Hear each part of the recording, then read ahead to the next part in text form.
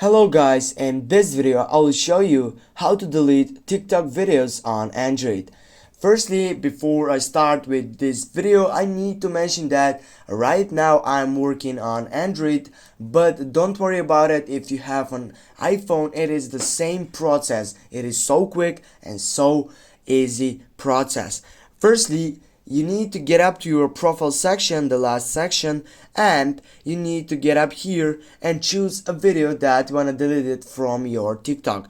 Now we'll go with the first video, and now what I need to do, just simply I need to tap on the three dots, and if I get it down and scroll on my right side, as you can see on the last selection there is an option for delete. Click on delete. Now they will ask you again for deleting site. Go delete again, and when you get up to your point, when you take a refresh, as you can see we have deleted a TikTok video. Thanks guys for watching. Don't forget to hit that like and share the video. See you soon guys.